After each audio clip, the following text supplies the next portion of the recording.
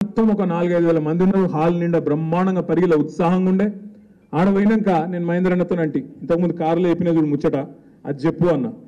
చెప్పమంటే మహేందర్ అన్న లేచి ఇగో నా మీద పుకార్లు వస్తున్నాయి కాంగ్రెస్లో కొత్త అని. నా ఒక్కరి మీదే వస్తలేవు, రంజిత్ రెడ్డి మీద కూడా వస్తున్నాయి. ఆయనను కూడా ఇరికిచ్చిండు. ఇరికిచ్చే ఈయన పక్కకెళ్ళి లొల్లి పెడుతుంది. ఈయన నా మీద ఎందుకు చెప్తున్నాను, నేను నా మీద పుకారుందా, ఈయన లొల్లి. ఇద్దరు నామగడ్డి లొల్లి పెట్టుకొని ఆస్కర్ అవార్డు గెలుస్తారు చూడు, దానికంటే ఎక్కువ యాక్టింగ్ ఇద్దరు. నేను ఓతలేనంటే నేను ఓతలేను, నేను మంచోని అంటే నేను మంచోని, నేను పిచ్చోళ్ళకి ఇద్దరు నమ్మిన. ఏం చేస్తాం, నమ్మినాం.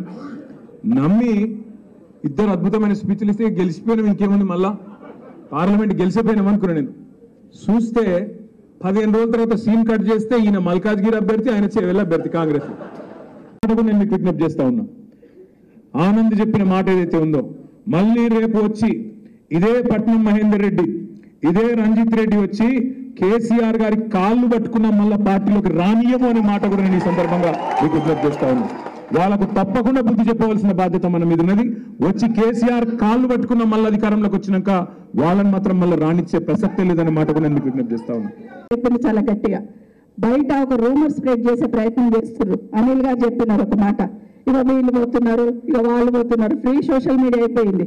ఇక నా దగ్గర అయితే మా కాన్స్టిట్యున్సీలో మా జిల్లాలో నా కోసం ఒక మంత్రి పదవి రిజర్వ్ చేసి పెట్టిందట. సో ఇవన్నీ జరుగుతున్నాయి కాబట్టి ఒకటే చెప్తున్నాం, ఇప్పుడు మా బాబు ఏదైతే మాట చెప్పినాడో డెఫినెట్గా లీడర్ వెనకాల చివరి ప్రాణం వరకు ఉండడానికి వేదిక మీద ఉన్న వాళ్ళందరం ఉన్నాం. కాబట్టి యాదయ్యను పాపం 15-20 రోజుల నుండి యాదయ్యను, ప్రకాష్ని, మా ఎమ్మెల్యే గారిని, మమ్మల్ని అందరినీ కూడా ఎవరి ఇష్టం వచ్చినట్టు వాళ్ళు పెట్టేస్తా ఉన్నారు. కానీ ఇప్పుడే చెప్తున్నాను, అందుకే లీడర్ కష్టంలో ఉన్నప్పుడు పార్టీకి వెన్నెంట్ ఉండేది మనమే. కాబట్టి గట్టిగా పనిచేద్దామని మరొకసారి మీకు అందరికీ కూడా తెలియజేసుకుంటూ